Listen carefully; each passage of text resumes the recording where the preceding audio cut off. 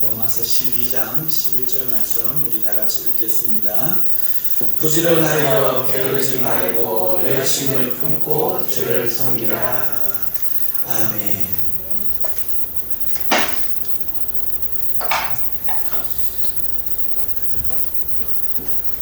우리 다 함께 할렐루야로 하나님의 이름을 한번 성호를 찬양하십시다. 할렐루야, 할렐루야. 감사합니다. 우리 성도님들과 한번 인사하십시다. 안녕하셨습니까? 반갑습니다. 참 잘 오셨습니다. 감사합니다. 우리 많지 않은 식구들이지만 우리 성도님들 늘 사랑해 주시고 서로 걱정해 주시고 염려해 주시고 힘든 가운데 도와주셔서 너무너무 감사합니다.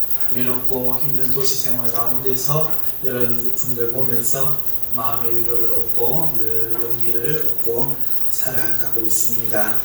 오늘은 형제를 사랑함으로 주를 섬기라 라는 제목으로 하나님 말씀을 증거할 텐데요. 여러분들 마음에도 하나님의 사랑의 비가 내려서 칙칙하고 어두운 모든 것들, 우울하고 슬픈 모든 것들, 또 마음에 분노하고 화난 모든 것들 다 쉽게 내려가고 봄꽃이 피는 이 봄처럼 그리고 새 이파리가 초록색으로 물들게 하는 저 산들처럼 변화받는 복된 시간 되실 수 있기를 주님의 이름으로 축원합니다. 우리 기도하고 말씀 증거하겠습니다.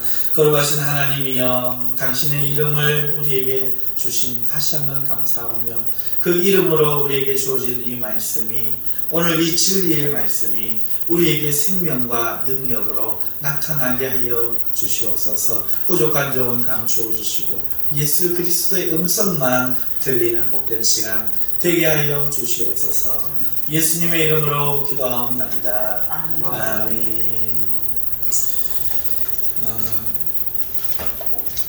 로마서 12장 11절을 오늘 중심으로 살펴보려고 하는데요. 먼저 우리가 지난 시간까지 살펴보았던 문맥을 잠시 한번 짚어보려고 합니다. 이유는 그동안에 종교주의가 있었고 또 부활주의가 있었고 그런 가운데 우리가 맥을 좀 놓칠 수 있는 여지가 있다 싶어서 잠깐 문맥을 12장 1절부터 살펴보려고 합니다.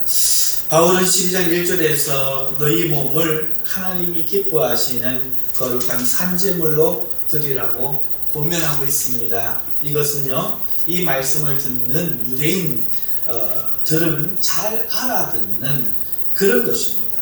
그러니까 이 유대인들은 제사를 드리는 것이 그들의 삶이었어요.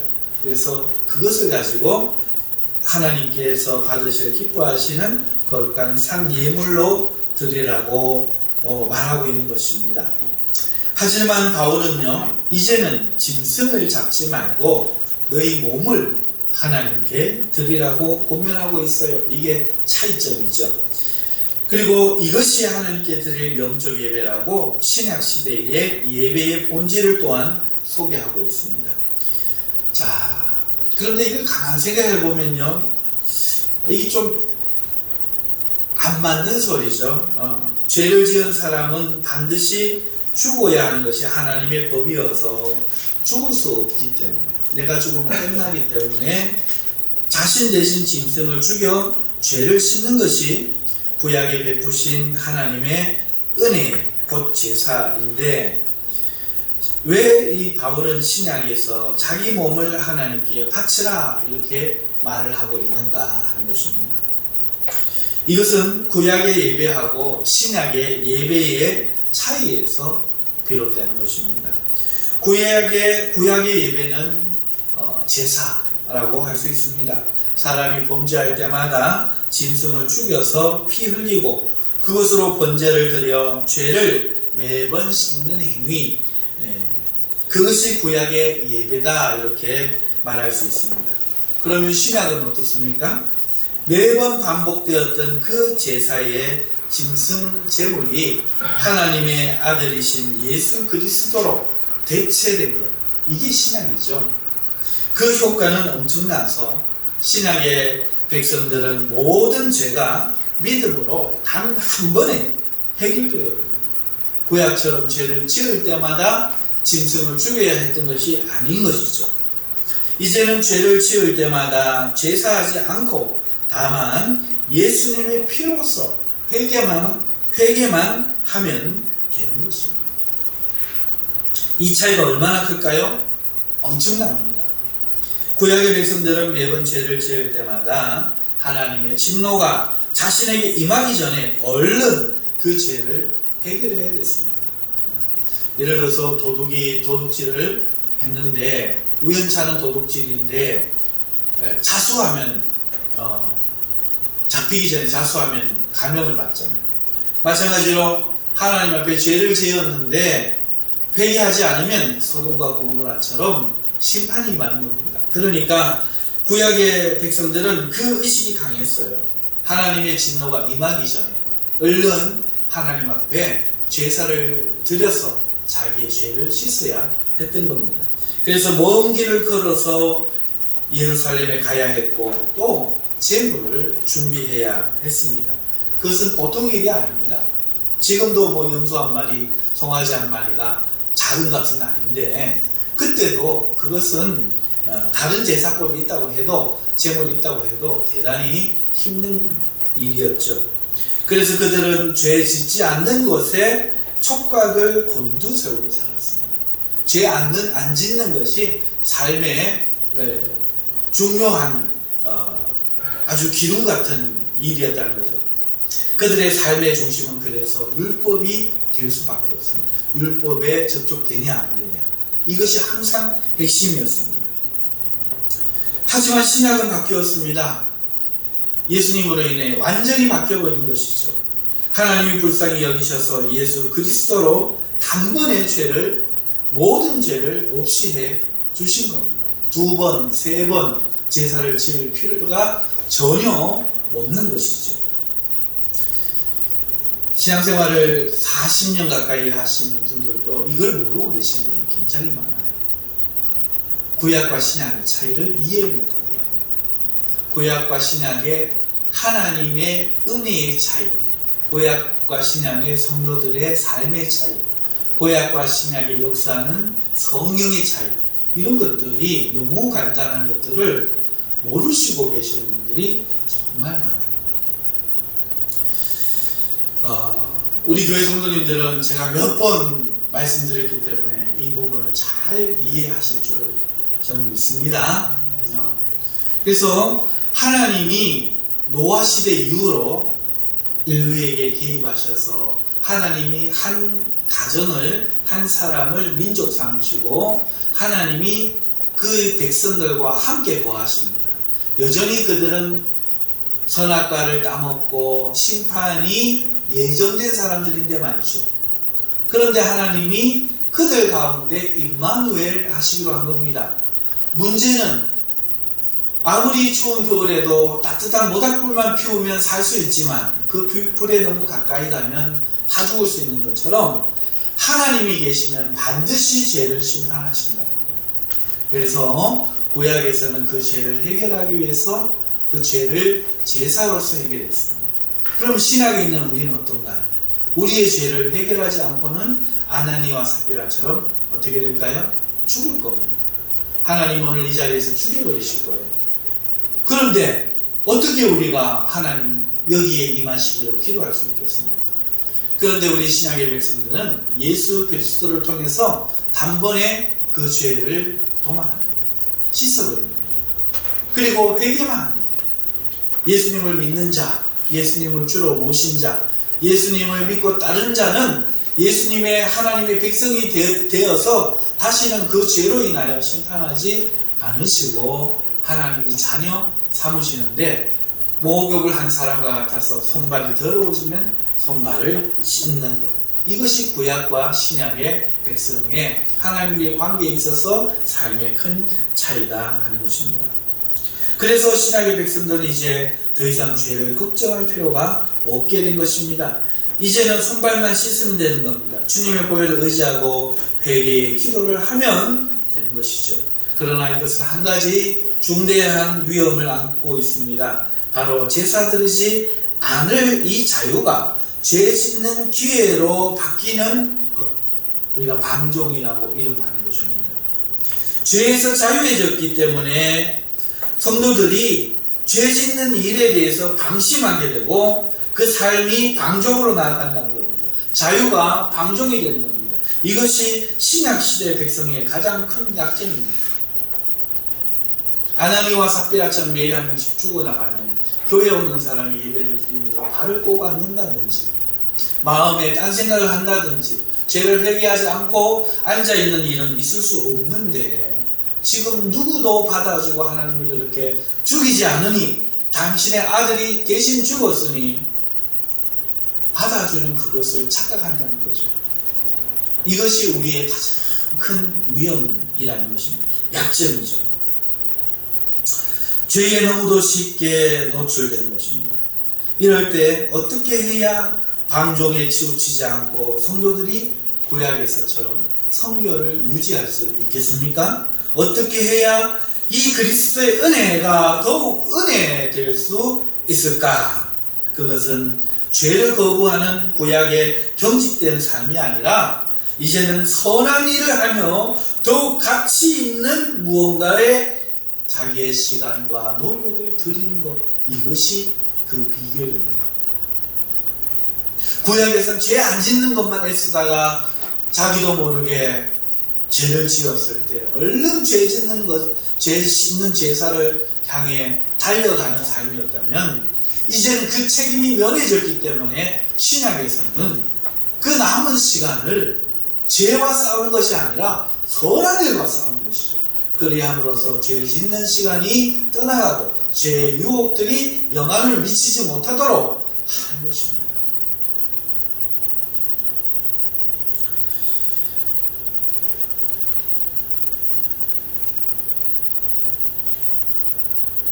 바울은 1절에서 8절까지 우리가 집중해야 할 일, 곧 우리 몸을 들여서 하나님의 기뻐 받으실 만한 거룩한 산제사, 다른 말로 영적 예배가 무엇인지 그래서 설명하고 있었던 거예요. 즉 문맥을 설명드리는 겁니다. 구약시대의 그 율법에 대해서 그 앞에까지 이야기하면서 모두가 죄인이었다는 것을 말하면서 율법으로 구원받을 수 없다는 것을 말하면서 이제는 너희가 예수를 부인하니 이방인에게로 복음이 옮겨간다 말을 하면서 이제 복음에 대한 모든 것을 정했으니 복음을 받은 너희가 어떻게 살아야 될 거냐, 또 율법을 붙들고 살 거냐, 어떻게 살지를 몰라서 또 죄 안 짓기 위해 살 거냐, 이런 맥락에서 지금 12장 1절로 넘어가서 이제 너희는 죄에서 자유인이 되었다. 그러므로 너희는 이제 자유롭게 살지만 방종에 치우치지 않도록 너희 몸을 거룩한 산제사로 드리는 일에 너희의 열심을 내어라. 지금 말하고 있고 그것이 우리가 예수님의 몸이 되었다 하는 것의 말씀 8절까지의 말씀인 겁니다. 우리가 예수 그리스도의 몸이 되어 지체로서 각자의 맡은 본분을 다하는 것, 그것이 하나님 기뻐하시는 온전한 뜻이라고 2절에서 밝히고 있는 것이죠. 이것을 말한 후에 바울은 우리 몸과 교회의 차이점에 대해서 한 가지를 짚고 넘어갑니다. 몸은 유기적인 결합으로 되어서 하나일 수 있고 떨어지지 않고 움직이지만 교회는 각기 다른 존재들이 모여 주님의 몸을 이루기 때문에 한 몸처럼 되는 것은 그래서 대단히 어려운 겁니다. 어떻게 하나일 수가 있겠습니까? 그러므로 교회가 몸이 한 몸이 되는 것은 몸이 한 몸으로 되는 것과는 다른 방식으로 하나가 되는데 그것이 무엇이냐? 바로 아가페 사랑으로 연결되는 것이라는 거죠. 그것이 9절 말씀입니다. 사랑인 거짓이요. 이 사랑이, 아가페 사랑이 그리스도의 몸을 하나 되게, 성도의 몸을 하나 되게, 그래서 그리스도의 몸이 되어서 각자 지체의 기능을 할 수 있게 연결해주는 악교와 같은 그런 것이다 말하고 있는 것입니다. 그리고 그 사랑이 어떤 사랑인지, 형제 사랑이 무엇인지에 대해서 지난 3번의 시간에 걸쳐 설교에서 말씀을 드렸던 것입니다. 그리고 오늘 11절 이 시간에는 11절 말씀을 중심으로 지체로서의 한 몸 되는 것에 대해 말씀을 이어나가고자 합니다. 자, 그러면 이제 먼저 부지런하여 게으르지 말고 열심을 품고 주를 섬기라는 본문 말씀을 우리가 이해를 해야 되겠습니다. 자, 먼저 첫 번째 부분으로 세 부분으로 나누어 볼까요? 첫 번째 부분으로 부지런하여 게으르지 말고를 먼저 살펴보도록 하겠습니다. 우리가 이렇게 부지런하여 게으르지 말고라고 번역되었지만 이 부분은 원어로 볼 때 열심에 있어 주저하는 자들이 되지 말고, 열심에 있어 주저하는 자들이 되지 말고 라고 번역하는 것이 좋아 보입니다. 부지런하여라고 번역되는 이 헬라어 단어는 명사로서 아푸데, 스푸데라는 명사예요. 제가 헬라어가 글자를 잘 안 보이는데 스푸데라는 명사인데 이것은요 동사 스퓨도에서 유래되었어요. 스퓨도라는 동사는 서두르다, 재촉하다. 야야 빨리 가자, 교회 빨리 가자, 늦는다. 번뜩이 와라, 이렇게 서두르다, 재촉하다. 이 동사가 스퓨도인데 여기에서 유래된 명사, 그러니까 개념이라는 거죠. 그래서 서두름, 열심 이런 뜻입니다. 서두름, 열심 이런 뜻이죠. 그러니까 우리는 부지런하여라고 했지만 그 원래 뜻이 서두름, 열심입니다. 서둘러 게으르지 말고, 그래 열심으로 게으르지 말고, 열심히 게으르지 말고 이런 뜻입니다. 자, 그리고 그 격이 역격이에요. 역격. 여러분, 격은요 우리 말에는 어미가 주장하지만 헬라어 단어는 격이 있어요. 그래서 주격, 소유격, 역격, 그 다음에 목적격, 혹격이 있어요. 주격은 주어가 되는 격이다 이런 뜻이에요. 그러니까 주어는 주제죠. 교회는, 국가는, 누구누구는 은는이다 했을 때 이게 주격이잖아요. 소유격은 누구의 것을 이야기하는 거니까 뭐뭐의 이렇게 해석해야 돼요.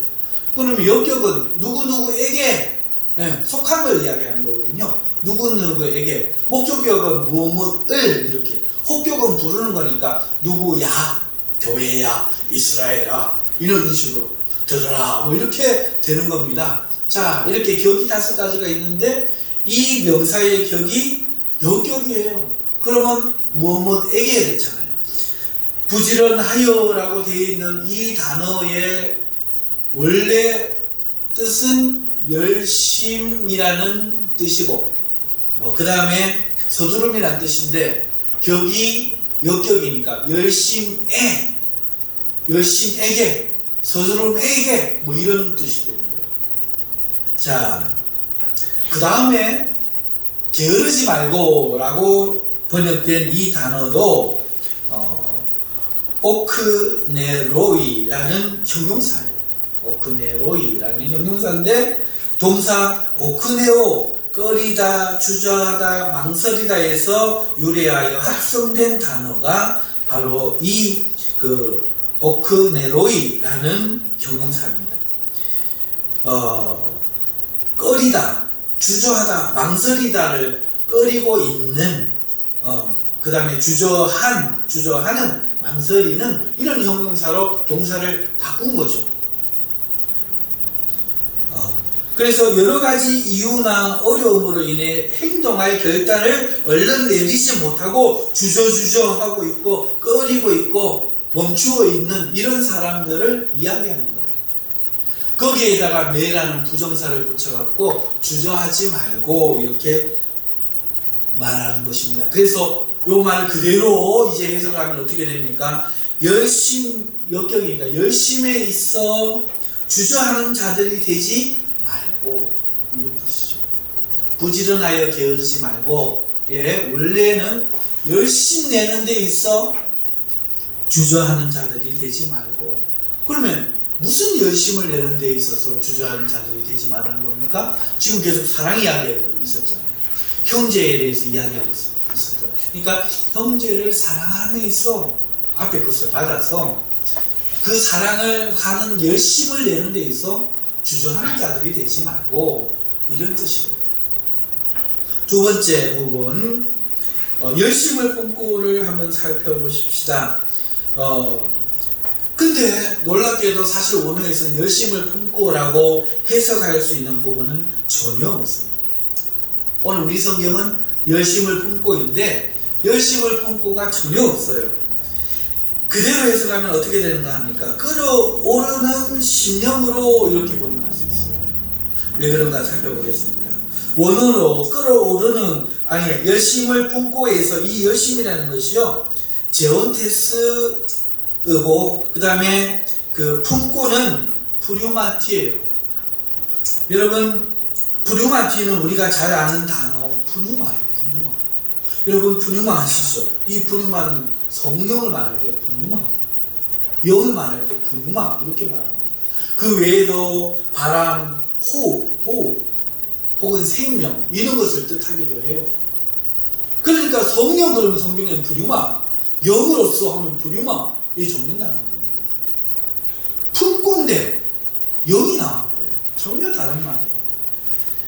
자, 그런데 이 푸류마 뿐만 아니라 이 제온테스, 이 열심도요, 그 동사가 제오라는 동사인데 기본 의미는 이런 거예요. 샘솟다, 퐁퐁퐁퐁퐁퐁 샘솟다, 샘솟는 영으로. 이거 역격이거든요.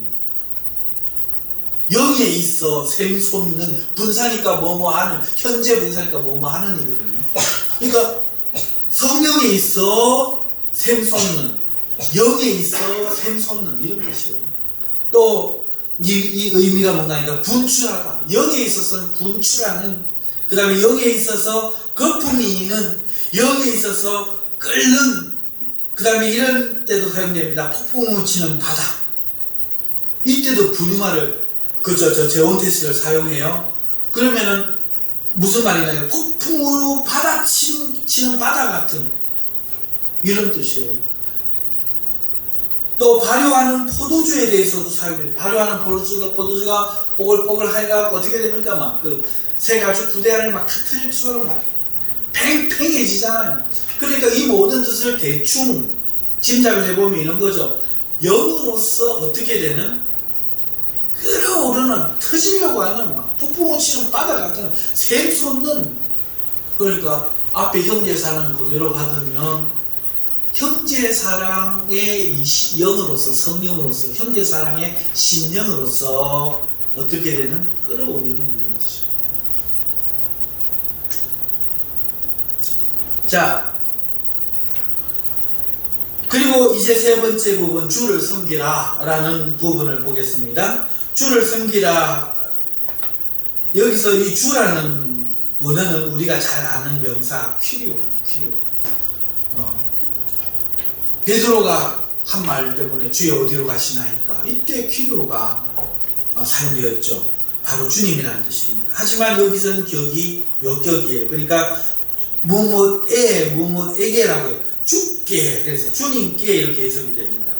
다음 섬기라는 단어는 원어가 종이 된다는 뜻의 둘류오, 원래는 둘로스, 둘로스, 종이라는 명사인데 이 명사가 동사가 됐어요. 그러면은 내가 종이 된다, 내가 섬기는 자가 된다 하는 이런 행위가 되는 것이죠. 그렇게 동사가 됐는데 이것을 형용사로 사용하는 현재 분사가 된 겁니다. 그러니까 종이 되는 이라는 뜻이에요. 섬기는, 이렇게 형용사처럼 뭐뭐한 이렇게 되어버린 거죠. 자, 그러니까 이것도 명령법이니까 종이 되어라 이런 뜻이 되겠죠. 명령법이니까. 그러니까 주님께 종이 되면서, 명령하면서도 되면서 하지만 명령이에요. 주님께 종이 되면서 이런 뜻입니다. 자, 좀 어려웠을 내용이지만 11절 한 절만 하는 거라서 제가 용감하게 시도를 해봤어요. 그러면 종합해 봅시다. 종합해 보면, 전체를 보면 11절이 어떻게 됩니까? 열심에 있어서 주저하는 자들 곧 게으른 자들이 되지 말고 심령으로부터 끓어오르면서 주께 종이 되면서 이런 말이 되는 거죠. 그러면 다음 구절을 이어보시면 아주 자연스럽습니다. 열심히 있어서 주저하는 자들 곧 게으른 자들이 되지 말고 심령이 끓어오르면서 주께 종이 되면서 12절 이어봅시다. 소망 중에 즐거워하며 환난 중에 참으며 기도에 항상 있으며 성도에 쓸 것을 공급하며 손대접하며 힘쓰라. 얼마나 자연스럽습니까? 탁탁 끊어진 문장이 아니고 연결이 딱 되어진 주제가 명확한 뜻이 분명한 이렇게 하면서 이렇게 해라 하는 그 구절이 11절 9절이었다 하는 것이죠. 자, 여기서 한 가지 짚어야 할 것이 되어 있는데 그건 뭐냐? 주를 섬기라 하는 부분입니다. 주를 섬기면서 라고 지금 하고 있는데 9절에서 13절 문맥은 한 주제를 말하고 있어요. 어떤 주제냐? 형제 사랑 이야기하고 있는 거죠. 너희가 지체를 이야기했고 그 지체는 너희 형제니까 그 형제들과 어떻게 사는 것인지에 대해서 지금 이야기 한 주제를 하고 있는 거예요. 그러니까 여기서 주님을 섬기라는 것은 형제에서 주제를 벗어나서 예수님이 대상이 되는 것이 아니고 여전히 주를 섬기라 하지만 형제에 대한 부분이라는 거예요. 다시 말해서 형제를 섬김으로써 주님을 섬기라는 이런 의미를 갖는 거죠.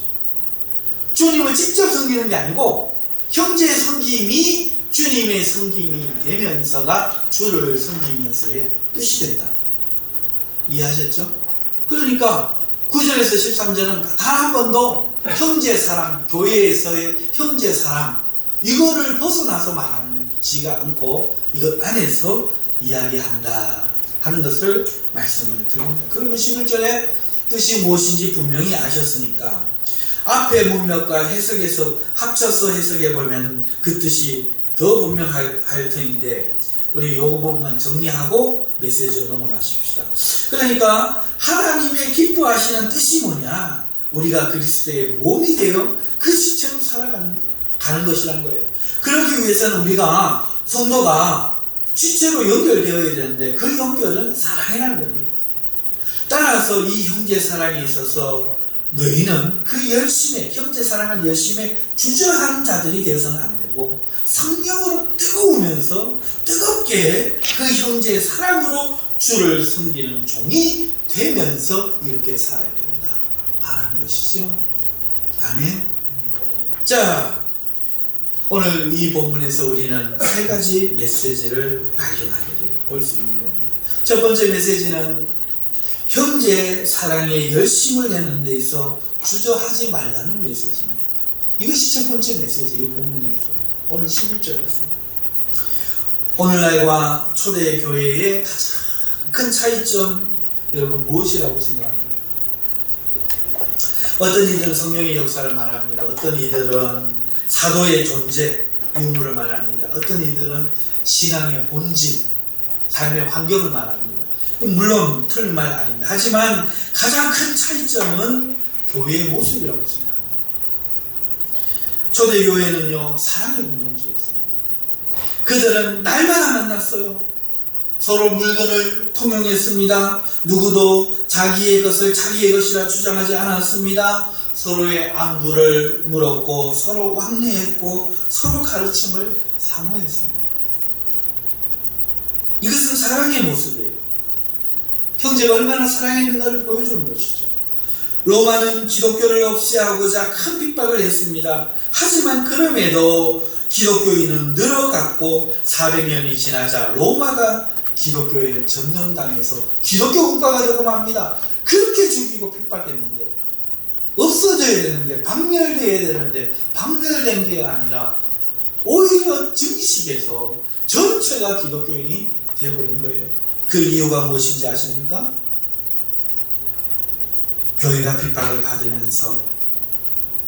받으면서도 국가가 돌보지 않는 환자와 과부와 노예를 사랑으로 품고 받아들였기 때문에 돌보았기 때문에 교회가 사랑의 공동체여서 그렇습니다. 국민들은요, 사람을 잡아 살을 먹는단다. 그 피를 마시고 서로 형제 자매하면서 음란한 행위를 한단다. 박해하는 이 국가에 속아 처음엔 같이 기독교인들에 대해 분노했지만 박해하는 국가에 이 기독교인들이 대적하지도 않고 원망하지도 않고 평안한 얼굴과 욕심 없는 웃음으로 자신의 것을 기꺼이 가난한 자와 나누고 병든 자를 돌보고 잡히면 기도하면서 죽어가는 그 모습을 보면서 진실이 무엇인지 보게 된 거예요. 자신들을 지배하는 황제와 짓밟히면서도 사랑을 나누는 기독교인들 중에 누가 진짜인지 보게 된 거예요. 그래서 기독교가 안 박멸된 거예요. 저게 진짜 사람이 사는 거죠. 저게 우리 세상이 되어야 되죠. 그래, 저 기독교인들처럼 살아야 돼. 사람 빼고 무엇이 있나? 아무리 강한 나라고 힘센 황제가 황제면 뭐하나? 약자는 다 잡아먹고 다 죽이고 저걸만 좋은 세상. 그러나 저 기독교인들은 화내지도 않고 썩내지도 않고 욕심부리지도 않고 자기 것을 자기 것이라 하지도 않고 저렇게 평온하게 잡혀 죽으면서까지 웃으면서 사랑 끝까지 사랑하다가 사랑하며 살다가 그렇게 가는구나. 여기에 감동을 받는 거예요. 그래서 너도 나도 국가가 하는 말을 더 이상 듣지 않는 거예요. 그리고 나는 기독교인이 되겠다. 예수님을 만나게 되는 겁니다. 그 사람이 초대교회와 현대교회의 차이 아닐까요? 지금 우리 교회의 차이 아닐까요? 성령도 같고 사도들처럼 훌륭한 목회자들도 있지만 오늘날 교회는 사랑을 잃어버렸어요. 형제 사랑이 사라졌습니다.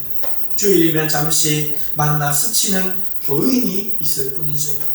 교회는 세상을 비판하고 큰 소리를 낼 수 있도록 커졌지만 반대로 세상으로부터 욕심 많다고 이기적이라고 지탄받고 있습니다. 그리고 이번 코로나 사태로 세상이 교회를 어떻게 보고 있는지 우리는 본 거예요. 이제 우리는 약했지만 로마를 함락시켰던 그 교회가 아닌 겁니다. 우리는 이제 큰 힘을 가지고 있지만 더 이상 세상을 정복할 수 없는 집단일 뿐이에요. 그 차이는 사랑이 아닐까요? 그러므로 이제 우리는 사랑하는 일에 열심을 내고 주저하지 말아야 됩니다. 그것이 하나님 원하시는 거예요. 하나님 기뻐하시는 겁니다. 성경을 공부하려는 사람들은 이걸 공부해야 되지 성경 지식 백날 공부해봐야 소용없어요. 헬라어 첫날 만날 알아봐야 소용없어요. 사랑하지 않으면 직분이 모여도 소용없어요. 세상이 자꾸 하나님 찾는 것은 그게 아니에요. 우리 가정을 변화시키는 것은 그런 성경 지식이나 제자 훈련이 아니에요. 오직 사랑하는 겁니다. 사랑하는 일에 있어 열심을 내고 게으르지 말고 끓어오르는 심령으로 성령의 심령, 이 심령으로서 형제 사랑으로 주님의 종이 되면서 우리가 사랑할 때 그것이 하나님 원하시는 것이죠. 두 번째 메시지는 형제 사랑에 있어서 심령이 끓는 자가 되라는 겁니다. 미지근한 사랑은 없는 거예요. 사랑은 그 성질이 뜨거운 겁니다. 사랑하면 누구나 열정적이 돼요. 사랑은 그렇게 뜨거울 때 큰 향기와 밝은 빛을 냅니다. 저 태양처럼 말이죠. 열정적인 사랑에 빠진 젊은이들의 얼굴을 본 적이 있습니까? 얼굴이 환합니다. 그의 삶은 방금 화가가 색칠한 그림처럼 생동감으로 율동하고 있어요. 작은 것에 환호하고 별 것에 다 의미를 담고 모든 것에 상대를 이야기하고 떠올립니다. 그는 전혀 지루해 보이지 않고 그는 시시해 보이지 않아요. 그게 사랑의 힘, 열정이죠. 하나님의 교회도 마찬가지입니다. 교회가 사랑으로 뜨거울 때 그 교회는 재밌습니다. 신납니다. 반갑습니다. 환하게 빛이 납니다. 갖가지 사랑으로 쳤을 때요 생동감 넘치는 교회가 됩니다. 누가 봐도 지루하지 않고 시시하지 않습니다. 그런 교회가 되고 싶습니다. 되자 한다고 되는 게 아니라 사랑은 그렇게 되게 하는 겁니다. 하지만 누구든지 사랑하는 사람에게 한번 미지근하게 대해 보십시오. 금방 그의 사랑도 식어버립니다. 자기의 사랑을 연기로 미지근하게 대했는데 자신의 사랑도 식을 뿐만 아니라 상대는 실망하고 돌아설 것입니다. 미지근한 사랑을 지닌 사람에게는 더 이상 기대할 것이 없기 때문에 누가 의무만 기대하는 부부 배우자를 원하겠어요? 교회도 마찬가지예요. 형제 사랑이 식으면 권태기에 빠진 부부같이 됩니다. 더 이상 기대할 것도 없고 건들지만 않으면 돼요. 건들지만 않으면 내가 교회 다니겠는데 목사님이 건드려갖고 내가 교회를 옮긴다 이러거든요. 저거 보기 싫어서 내가 교회 못 나오겠다. 내가 뭐 나쁜 사람이다. 안 건드리면 안 그랬나? 나만 안 건드리면 나는 혼자 잘 노는 사람인데 와 나를 이렇게 건드리는 이런단 말이죠. 예수에 대한 사랑에 빠져 있으면 그런 게 안 들어와요.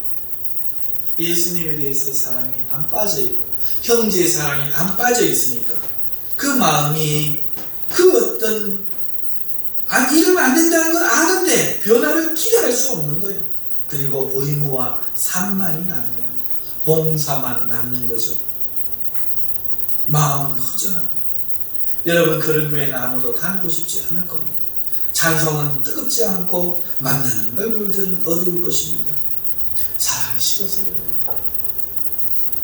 그러니 어떻게 해야 합니까? 다시 사랑을 배워야 합니다. 예수님도 라오디게아 교회를 향해서 내가 네 행위를 아노니 네가 차지도 아니하고 뜨겁지도 아니하도다. 네가 차든지 뜨겁든지 하기를 원하노라 라고 말씀하시면서 무릇 내가 사랑하는 자를 관계죠. 사랑하는 자를 책망하여 징계하노니 그러므로 네가 열심을 내라 회개하라 말씀하고 있습니다.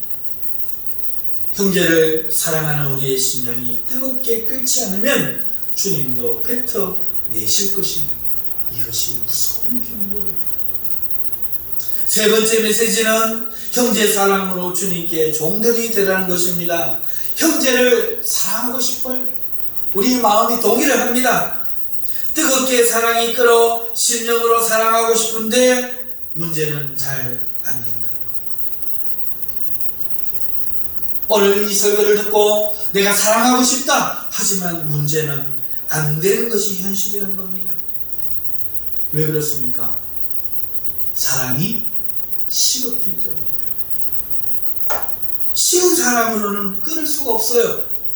그렇다면 어떻게 식은 사랑을 다시 뜨겁게 태울 수 있을까요? 첫째 할 것은 우리가 노력으로는 안 된다는 겁니다. 내 마음으로는 안 된다는 거예요. 우리의 눈에는 사람이 보여요. 그의 허물과 섭섭함이 보입니다. 상대를 보고 있으면 실망하게 됩니다. 나도 사람, 저도 역시 사람, 아무리 은혜 받은 성도라고 해도 문제가 있고 단점이 있어요. 목사도 그렇고 장로도 그렇고 권사도 그렇습니다. 그렇기 때문에 사람을 보고 사랑을 하려고 하면 실패하는 것입니다. 둘째 할 것은 자기 자신이 대울 능력이 없다는 거예요. 가만 놔둬도 그렇게 할 수 없다는 겁니다. 그런 방법이 없지 않아요? 아니요. 그게 우리의 방법입니다. 바로 예수 그리스도죠. 오늘 우리는 우리가 하는 종교가 아니에요. 세상 모든 종교는 내가 주어가 돼서 무언가를 하는 종교지만 기독교만은 하나님이 나를 찾아오시고 하나님이 나를 보시고 하나님이 나를 구원하시고 하나님이 은혜를 주시고 하나님이 깨닫게 하시고 하나님이 인도하시는 종교. 그게 기독교예요. 내가 할 수 있는 유일한 것은 거기에 거부하고 반항하던 것, 이제 반항을 멈추는 거죠. 이게 다예요. 그러면 주님이 구원의 방주를 태워가지고 돛을 펴고 천국으로 순항하는 거예요. 에이, 그런 게 어딨어. 반대하는 사람들이 유대인들이고. 할렐루야! 이것이 받아들여진 사람이 기독교인이라는 거죠. 그러면 어떻게 해야 합니까? 당연히 처음으로 돌아가야죠. 본질로 돌아가야 되죠. 나에게서 시작하려고 하지 말고 이 더러운 성질, 이 타락한 성질, 이 못된 습성, 못된 습관 여기에서 뭔가를 내놓으려고 하지 말고 나와봐야 썩고 냄새나는 것밖에 없으니 이거 십자가에 던져버리고 예수님 무덤에 던져버리고 부활의 주님을 바라봐야 돼요. 주님이 해주시는 거예요. 그게 주님께 종들이 되면서의 뜻인 거예요. 세 번째 메시지인 거예요. 구약 성경에 나오는 종들은 자신을 돈 받고 판 사람들이죠. 하지만 그 종들 중에는요, 돈을 다 갖고 난 후에 자유인이 될 수 있지만 주인이 너무 좋아서 종으로 남은 사람들도 있어요. 그런 자들은 자신의 귀를 뚫어서 그의 종이 된 것을 기꺼이 자기의 몸에 표현했습니다. 왜 자유를 포기했느냐? 그만큼 그 주인의 사랑이 컸기 때문에 그렇습니다. 예수님은 우리에게 자유를 주셨어요. 예수님은 갈라디아서 5장 1절에 그리스도께서 우리를 자유롭게 하려고 자유를 주셨으니 그러므로 굳건하게 서서 다시는 종의 멍에를 매지 말라. 예수님의 자유에 대해서 바울은 이렇게 말하고 있어요. 예수님의 행위는 우리에게 자유를 주신 거다. 이 말을 한 사람이 바울이잖아요. 하지만 오늘 본문에서 자유를 주신 주님께 종이 되라고 말하고 있습니다. 왜 그렇습니까? 그렇습니다. 기꺼이 예수님의 종이 되기를 원했기 때문입니다. 구약의 그 좋은 주인을 만났던 사람들처럼 바울은 원수였던 자신을 충성되게 여겨 사도로 불러주신 주님을 만나 평생 그 은혜를 잊지 못한 사람입니다.